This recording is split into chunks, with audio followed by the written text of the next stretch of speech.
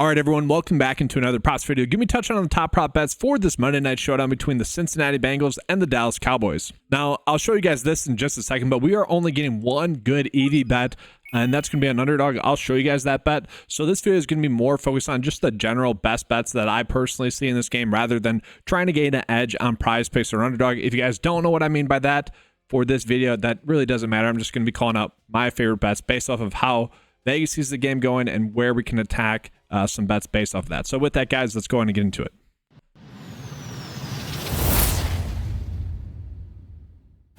And so, yes, as we're recording this video, guys, on Underdog, we are currently getting one good EV bet. That's going to be Eric Kendricks to get over 3.5 assists. That's it. And if you guys don't know what EV betting is, it's basically the way you gain a long-term edge on PrizePicks or Underdog. I'll show you guys the Underdog board as well here. Mike Gesicki for his unders are like the best bets on the board, and those are not typically ones that we'd want to be attacking. So a little bit ugly there, but it's worth calling out while we're here. The game total, okay, 49.5 points, so a decently high scoring game, and the Bengals are going to be favored to win by about 5.5 points. And so a decently high scoring game, a chance in which the Bengals will be playing with the lead and the Dallas Cowboys will be playing from behind, and we can make some bets based off of that. The biggest piece of injury news that I want to touch on in this game, specifically for Dallas, is that Jake Ferguson is going to be back. And it honestly makes the slate more difficult because of some of the lines that we're getting for Jake Ferguson, to me, are a little bit too low. But I could see him end up splitting work with Schoonmaker, who is someone that actually was decently impressive during the time that Jake Ferguson was out. Actually, one of my bold calls going back to last year was that Jake Ferguson would basically be what he was, which was a very solid, top 10 tight end fantasy football wise. That's because he reminded me a lot of Dalton Schultz. I kind of feel like Schoonmaker basically looked like a slightly worse version of Jake Ferguson as well. So to me, he has earned himself more playing time. Now, that being said, the Dallas Cowboys were already splitting their snaps somewhat. I expect Ferguson to get 65% of the snaps, but the fact that Schoonmaker was not getting basically the amount of snaps that Jake Ferguson was getting prior to him getting injured, maybe they do just make, for lack of a better term, Jake Ferguson the workhorse tight end, if you will, the leading snap getter tight end at about 80%. But to me, it just feels like a stay away there because I do feel like there's a little bit of an uncertainty there. Now, it is worth calling out the lines that we are getting right now on PrizePicks. We're just getting his receiving yards and his reception line at 4. On Underdog, the reception line is actually at 4.5. So again, I kind of feel like the lines are correct, especially given the lack of clarity I personally feel with him on this slate. Now, again, if we got confirmation that he was going to play his normal snap share, I would want to be betting the overs because this is a phenomenal matchup for opposing tight ends, one of the best you could ask for. And with that, it's actually a great matchup here as well for Cooper Rush. And I actually like Cooper Rush to have a good game here. I like the idea of betting on him to get over 234.5 passing yards. We're going to see that that's consistent across the board here, that line that we are getting. So no big edges between PrizePicks or Underdog or the average sportsbook line. This is just the line that we currently have. Now, I think everyone knows the struggles that the Bengals have had. It is defensively, and that's kind of why they've been in some of these games are a little bit of shootouts. But we know that that's the weakness here for the Bengals, and I kind of expect Cooper Rush to be able to get the over again here. So we pull up his game log here, and week 11, week 12, he was easily able to get those overs, and then week 13 against the Giants, they were really able to establish the run with Rico Dowdle, and that's really kind of what I thought would happen as well. I wouldn't think that they would have needed to throw the football that much, and so we saw Cooper Rush really not have a good game in that game. Also worth noting that CeeDee Lamb was in and out of that game throughout that whole game, ended up not playing the whole fourth quarter there, and so CeeDee Lamb's going to be good to go in this game. And then again, given the fact that they're going to be playing from behind, it should promote more of a pass-heavy script, and so I'm perfectly fine betting some overs there for Cooper Rush. And then one of my favorite calls on the season has been coming to fruition, and that was basically that Rico Dowdle would be the RB1 for the Dallas Cowboys and actually would be a usable asset in fantasy football and best ball drafts. I have him in a bunch of best ball drafts. It's nice to see that has been coming true. We look at what he's been getting snap share wise the last two games. Okay, 64% of the snaps in that game against Washington, and then 71% in that game against New York. And the thing with it is, even going back to camp, we heard Mike McCarthy basically telling us that he thought Rico would be a 3-down running back. And then we heard throughout the season as well that they need to get him more snaps. They saw him as a 3-down back and all that stuff. And it just wasn't happening. He wasn't getting a high snap share. They, for whatever reason, kept giving Zeke Elliott some work. And so now the last 2 weeks, they coming in off of the bye week, He said it again, and it didn't exactly happen. And now it has happened the last 2 weeks. And he has looked good. I don't want to say he's like some sort of world beater, but in a way in which like Chuba Hubbard consistently got better, I guess, last year and has now like kind of found himself as, like a workhorse running back. I kind of see that same similarity with Rico where, yes, for all intents and purposes, just another guy, just a very average running back, but you see slight glimpses of hope where he could become something a little bit better. And I think that's why Mike McCarthy is finally starting to give him a little bit more work. And so I do like betting some of the overs here. Now they are 5.5 point dogs in this game. And so I actually like the rush attempts prop bet that we are getting for him on underdog here. So they have the line set at 15.5 rush attempts and it's a 1.05x. So it's one where they're saying he's not likely to get that over. And so if we're trying to find a bet on him, I actually don't mind this. And this is more, again, a bet on maybe the game not being that much of a blowout and Rico being able to have a good game. Again, the Bengals defense is poor. We know that. Now, they're more poor stopping the pass, but I in a weird way, I think the offense will somewhat run through Rico as well. That being said, we know really who the offense will run through, and that's CeeDee Lamb. And so CeeDee Lamb, I would argue that his reception line that we were getting is a little bit too low. Now, the average sportsbook line has it at 6.4. The projection data has it also at 6.4. That just tells us some lines are a little bit different in how they value him. But I kind of like the over. And so, again, I'm kind of looking at this based off of my thoughts for how that game against the Giants would go, which ended up being correct, in which it would be a game in which really both teams would try to rush the football, but specifically the Cowboys. That's how you beat the Giants, and they were able to do that. Obviously, against Washington and against Houston, you're not going to do that. That's kind of the same thing in which here for the Bengals, right? Like, it should be more of a pass-heavy script, even though I just said I like Rico to get his over rush attempts. I feel like that line's too low, given the fact that he's gotten it over the last 2 games. But anyways, this should be more of a pass-heavy script. And so I do like the idea of betting on CeeDee Lamb to get over 6.5 receptions in this game. We look at the last 2 games, again, against Washington and Houston, which I think are somewhat similar matchups. 10 receptions, 8 receptions, and the targets as well, 12 and 12. And the thing with it is he has been getting a lot of easy targets as well, a lot of manufactured touches, a lot of close touches as well, to the point where he kind of gets like 2 to kind of 4 free receptions because there are easier receptions per game. So I kind of like those all for Dallas as good bets. But the issue that I had, there's a lot of those bets really didn't correlate together, and that's the biggest issue I have in the slates. Like the bets that I do like don't exactly correlate together.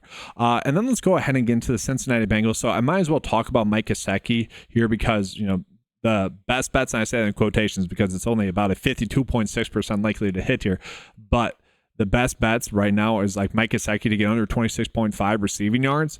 And it's an interesting one because he is someone that had fewer snaps than Drew Sample last week, but he's kind of their clear pass-catching tight end. Tanner Hudson a little bit as well, but he's had some bad plays on film there to the point where it seems like they're going away from him. But for me, guys, it's extremely tough for me to trust someone like Mike Gesicki who really isn't involved too much like snap count-wise, only getting about 40% of the snaps last week against Pittsburgh. That concerns me, and the target share is not all that high. Now, the route share is pretty high, especially concerning the snaps that he's getting.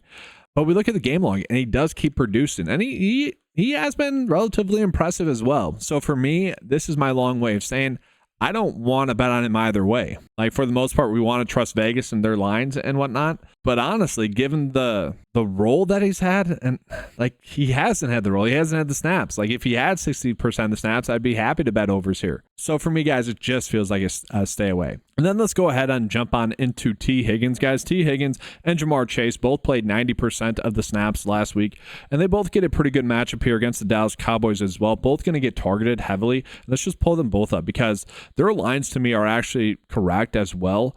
I feel like we're not really gaining an edge on either of the bets. Like Jamar Chase to get over 6.5 receptions is only a 48% likelihood. And we look at T. Higgins, sure, the over is favored for him at 6 receptions, but I'd much rather bet him to get over 5.5 receptions. That's a bet I had earlier on in the week before it got bumped on PrizePicks because it was popping up as a good EV bet. And so full disclosure, that's creating a little bit of a bias to me because I already had my exposure to it to the point where I don't want to double dip on it at 6 receptions. That is something I noticed, is that when I already have exposure to it, bet a decent amount, it does change, like when the line updates, it does change my recommendations for it to the point where I typically just don't bother mentioning it. But for both of them, guys, like Jamar Chase really not leaving the field all too much. We did see his targets go down last week with T. Higgins being active in that game. And T. Higgins was pretty darn impressive in that game there as well. 10 targets in that game. He's playing a bunch of snaps. I really want to bet on one of them. And again, I already have my exposure to T. Higgins, so I ideally would have wanted to bet on Jamar Chase, but again, given the fact that the data, the average sportsbook line data, is telling us to bet the under, to me it mostly feels like a stay away. And that's kind of the issue that I have with today's slate, is a lot of the bets just feel like natural stayaways because the bets that I want to make are over bets, whereas Vegas is telling us to bet the unders. Now, that being said, if you guys are some that bets on traditional sportsbook bets, you're trying to get some like plus 100 bets and whatnot, by all means, Jamar Chase, you could do over receptions. Mike Gesicki, if you guys want to do over receiving yards, you could do that as well. Now, the player I haven't talked about that much in this video has been Chase Brown. So again, if you guys follow me for best ball coverage, two of my highest owned running backs, two of the running backs I was hyping up a decent amount were Chase Brown and Rico Dowdle for the roles that they are currently in. It's a self-pat on the back there. It feels good to get those right. And I know you guys don't care, but I'm like over 50% in my best ball drafts on DraftKings. Very nice there. And mostly due to this guy and Rico, a little bit of Rico, but mostly Chase Brown, Tucker Kraft are big ones. George Kittle, whatever. You guys don't care about that.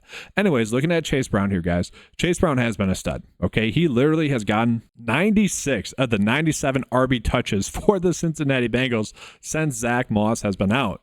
And so that tells us he is the clear-cut running back of choice for them. And we already knew that. We already assumed that. But it's nice to see that that has truly been the case. 82% of the snaps last week. Maybe Khalil Herbert gets going a little bit. Remember, they acquired Khalil Herbert there, but no, I still think it's going to be the Chase Brown show, and he has looked good. He's looked impressive. This is a game against Dallas where, again, the Bengals are 5.5-point favorites. So to me, I'm kind of thinking I want to bet on his over rush attempts. But we look at the lines that we're getting on PrizePicks. I would honestly say that the lines that we're getting are correct. I wouldn't mind betting on his over 3.5 receptions, but that's a goblin. I don't want to touch that bet. And so I could get to, again, game script wise, I could get to him over 74.5 rush yards, but that does feel like a tight line. And so for me, guys, a bet that I would like for him would be the over 16.5 rush attempts, but that only is paying out 0.92x. Like that's terrible, right? That's not a good return on value. If we do those long term, we're not going to be profitable. Now, what's super interesting is that game against Pittsburgh last week for them ended up being a little bit of a shootout, and he only got 12 carries in that game because it was a shootout. And so the Bengals really do have to win by 5.5 points there for that over rush attempts. And although I do see that happening, there is some slight risk with it. And so I guess it honestly feels like a stay away as well, which is, I hate that. I do. I really do. Now, we can include that in a game stack, and that's kind of been my approach. So if I'm doing CeeDee Lamb and Cooper Rush, let's say CeeDee Lamb over 6.5 receptions, Cooper Rush over his passing yards, I'm much more inclined to do Chase Brown for potentially over his rush yards or rush attempts because that would go hand in hand a little bit better. And then the opposite's true, where if you guys like Rico Dowdle to get over his rush attempts a little bit more, then I'd be less likely to bet some of those bets I just mentioned. Now, I do want to mention just Hunter Lumpke because he has gained a decent amount of snaps as well, 43% of the snaps last week. It wouldn't be surprising to see him get a reception. I don't know. It could be a fun bet if we get a line on him to just get a reception because he has been their third down back blocking mostly, but he does get asked to do a route here or there. So kind of fun there.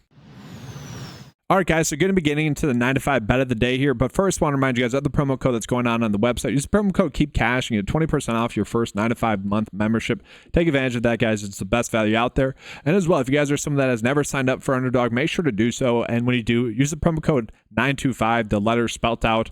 They'll give you guys $50 deposit match up to $2,000. So if you were to do, let's say, for $2,000, you would get $1,000 back. I know most people probably won't do that. I think the more reasonable one would be $200. You get $100 back. So take advantage of that if you guys choose to do so. But with that, guys, let's go ahead and get on into the bet of the day for today.